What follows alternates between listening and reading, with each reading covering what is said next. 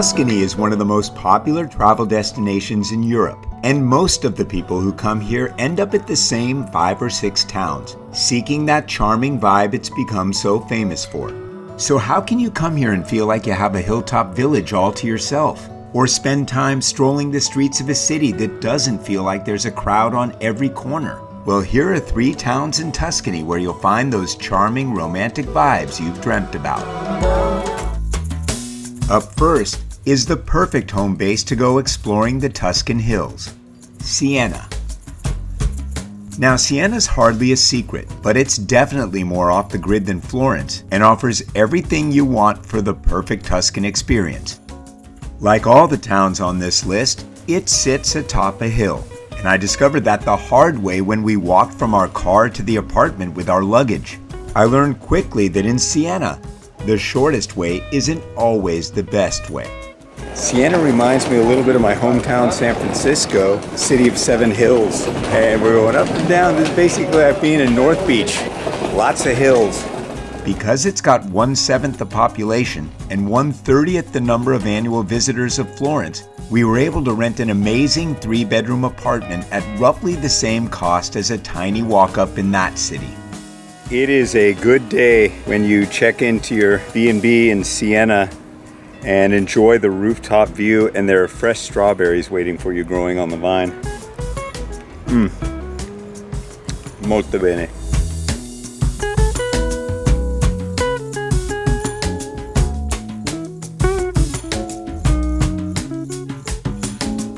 First settled by an Etruscan tribe called the Siena nearly 3,000 years ago, Siena was founded as a Roman city during the reign of the first Emperor Augustus Caesar. And so the history and culture seep from every wall and alley here, especially in the Piazza del Campo, where the Torre Mangione soars above the city. I prefer to eat in places that are away from the busy streets, and tucked away behind this piazza is my favorite sit-down restaurant we found, Antica Trattoria Pape, where they serve fantastic traditional and affordable Tuscan food. If you're on a real low budget or just want something more grab and go, we love the kebabs and the pizza here at I Faroni. We were here in August when the locals are gearing up for the Palio, the ancient and famous horse racing festival in September, when each of the different neighborhoods of the city sends their best rider to race the track at the Piazza del Campo. Late into the night, supporters fly their neighborhood colors and march in boisterous parades to show pride in their neighborhood. And believe me, these people were definitely in the mood to party.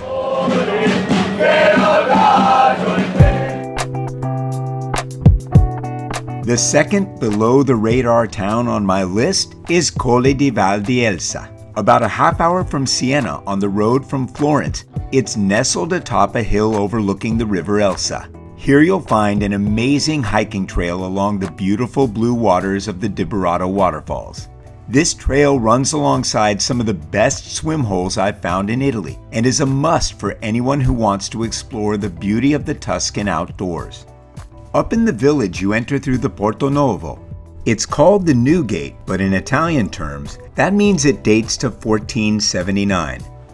Colle di Val di Elsa is known as the Bohemia of Italy, and we discovered it my favorite way, by accident while doing the hike to the waterfalls.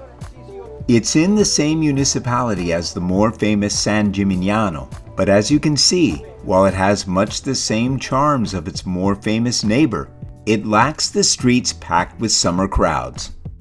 This was the height of tourist season, and you could hear a pin drop in just about every corner we explored, and that's not a bad thing if you like a less touristy vibe. The ancient Castello area, filled with historic 16th century mansions, has gorgeous views of the surrounding Tuscan countryside. St. Albert and Martial Cathedral dates to 1603, and these sturdy doors show off the neoclassical exterior popular when construction was completed in 1833. Inside, you'll discover much more of a Baroque influence, the style that was popular when construction began more than 200 years earlier. It was hot, And one of my favorite things about this visit was cooling off by exploring the Via delle Volte, a subterranean tunnel that you can pop in and out of as you make your way from one end of the village to the other. This is either the coolest subterranean passage I've ever found or the beginning of an Italian horror movie. I'm not sure which yet.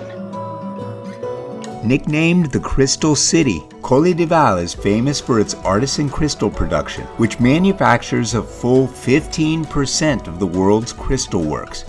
Historical writings show this has been a city since at least the 10th century, but there's evidence of Etruscan settlements here as old as 6,000 years. Towards the end of our exploring this Tuscan gem, a summer rain chased us into a cafe for espresso and cake. But I'll tell you, the best time to have a cloudburst is when you're within sprinting distance of a cafe to get yourself a nice cappuccino. And we wouldn't have had it any other way. The third town on my list is Capalbio. It's easy to miss this hidden gem, and we almost did. After all, it's just another of the countless hilltop jewels you pass as you drive through Tuscany. But we'd passed up too many of those and decided, nope, we're stopping and exploring this one. So we made the trek off the main highway through the miles of surrounding oak trees and vineyards and discovered one of the most beautiful villages in Italy. And that's not just my opinion, it's actually on the official list, known as I Borghi più belli d'Italia, the beautiful villages of Italy. Nestled on a hill near the coast, about 135 kilometers southwest of Siena, Capalbio was first mentioned in historical writings around the year 800. The powerful Medici family controlled it for 300 years until it became part of the Kingdom of Italy in 1860. Today it's a peaceful slice of heaven, with quiet alleyways to wander and a handful of chill, stylish places to eat or enjoy a delicious iced coffee on a hot summer day. And being the gelato lover I am, I couldn't have been happier because the gelato shop in this town, La Bottega dei Folle, has not only one of the best iced coffees we found in Italy, it may have also served the best gelato as well. And I am not exaggerating. I think this is the best gelato we've had on this entire trip. It's not a bad afternoon soaking in the vibes and gazing on the beautiful sculpture of acclaimed French-American artist Niki de Saint Phalle. Today, the road less traveled ran through Capalbio.